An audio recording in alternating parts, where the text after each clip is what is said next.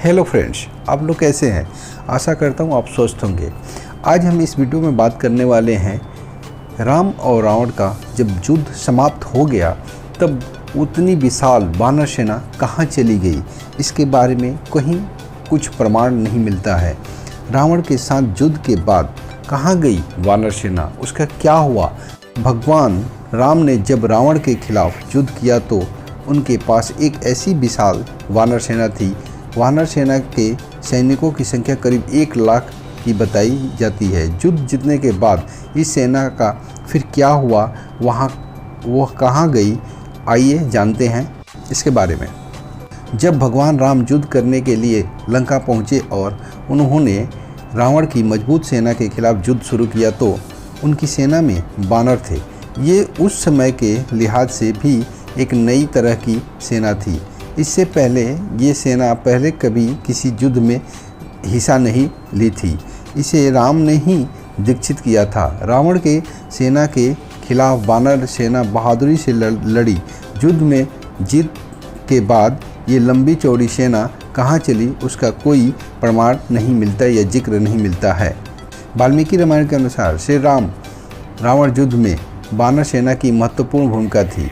सवाल यह है कि जब श्री राम ने युद्ध जीत लिया, वह इसके बाद अयोध्या आ गए तो वानर सेना का क्या हुआ? इस वानर सेना का नेतृत्व करने वाले उस समय के महान योद्धा सुग्रीव और अंगद का क्या हुआ? रामायण के उत्तरकांड में उल्लेख है कि जब लंका से सुग्रीव लौटे तो उन्हें भगवान श्री राम ने किष्किंधा का राजा बनाया। बलि के पुत्र अंगद को युवराज। इन दोनों ने मिलकर वहां कई सालों तक राज किया। श्री राम रावण युद्ध में योगदान देने वाले वानर सेना सुग्रीव के साथ ही वर्षों तक रही, लेकिन इसके बाद उसने शायद कहाँ चली गई, इसका कोई जिक्र नहीं मिलता। वानर सेना के अहम वीर बाद में अहम पदों पर रहे। हालांकि इस वानर सेना में अहम पदों पर रहे सभी लोग किष्किंधा में अहम जिम्मेदारियों में जरूर रहे। वानर सेना में महत्वपूर्ण योगदान देने वाले नरनील कई वर्षों तक सुग्रीव के राज्य में मंत्री पद पर सुशोभित रहे, तो युवराज अंगद और सुग्रीव ने मिलकर किष्किंधा के राज्य को आगे बढ़ाया। गौरतलब है कि किष्किंधा आज भी है। किष्किंधा कर्नाटक में तुंगभद्रा नदी के किनारे है। ये बेल्लारी जिले में आता है, जबकि विश्व प्रसिद्ध हम्पी के बिल्कुल बगल में है। इसके आसपास प्राकृतिक खूबसूरती बिखरी हुई है। किष्किंधा के आसपास आज भी ऐसे कई गुफाएं हैं जहां राम और लक्ष्मण रुके थे। वहीं किष्किंधा में वे गुफाएं भी हैं जहां वानर साम्राज्य था। इन गुफाओं में अंदर रहने की बहुत सारी जगह थी। किष्किंधा के ही आसपास काफ़ी बड़े इलाके में घना वन फैला हुआ है, जिसे दंडक वन या दंडकारण्य वन कहा जाता है। यहाँ रहने वाली ट्राइब्स को वानर कहा जाता है, जिसका अर्थ होता है वन में रहने वाले लोग। रामायण में किष्किंधा के पास जिस ऋष्यमुख पर्वत की बात कही गई है वो आज भी उसी नाम से तुंगभद्रा नदी के किनारे स्थित है। यहीं पर हनुमान जी के गुरु मतंग ऋषि भी थे। जब ये पक्का हो गया कि सीता को रावण ने कैद करके लंका में रखा हुआ है, तो आनन फानन में श्री राम ने हनुमान और सुग्रीव की मदद से वानर सेना का गठन किया।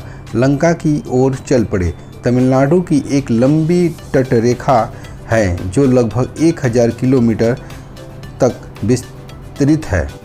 कोड़ीकरई समुद्र तट वेलांकनी के दक्षिण में स्थित है, जो पूर्व में बंगाल की खाड़ी और दक्षिण में पलक स्ट्रेट से घिरा हुआ है।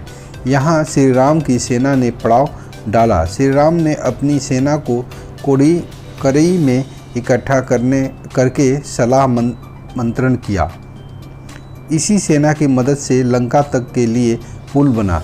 इसी वानर सेना ने फिर रामेश्वर की ओर कूच किया, क्योंकि पिछली जगह से समुद्र पार होना मुश्किल था। श्री राम ने रामेश्वर के आगे समुद्र में वह स्थान ढूंढ निकाला जहां से आसानी से से श्रीलंका पहुंचा जा सकता है। इसके बाद विश्वकर्मा के पुत्र नल नील की मदद से बानरों ने पुल बनाना शुरू कर दिया। बानर सेना में अलग झुंड थे। बानर सेना में बानरों के अलग अलग झुंड थे। हर झुंड का एक सेनापति था जिसे युद्धपति कहा जाता था। युद्ध अर्थात झुंड लंका पर चढ़ाई के लिए सुग्रीव ने ही वानर तथा ऋषिग सेना का प्रबंध किया। बताया जाता है कि ये वानर सेना जुटाई गई थी। ये संख्या में करीब 1 लाख के आसपास थी। ये कई राज्यों से मिलाकर बनी सेना थी। ये सेना राम के कुशल प्रबंधन और संगठन का परिणाम थी।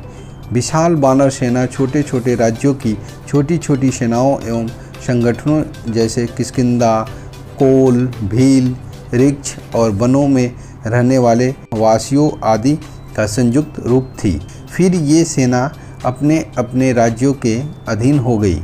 माना जाता है कि लंका विजय के बाद ये विशाल वानर सेना फिर अपने अपने राज्यों के अधीन हो गई, क्योंकि अयोध्या की राजसभा में राम ने राज्याभिषेक के बाद लंका और किष्किंधा आदि राज्यों को अयोध्या के अधीन करने के प्रस्ताव को ठुकरा दिया था।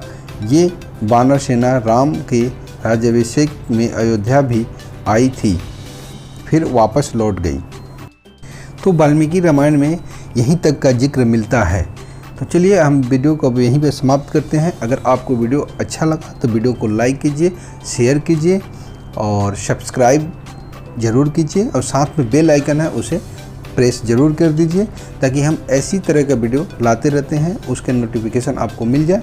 तब तक के लिए नमस्कार, जय हिंद।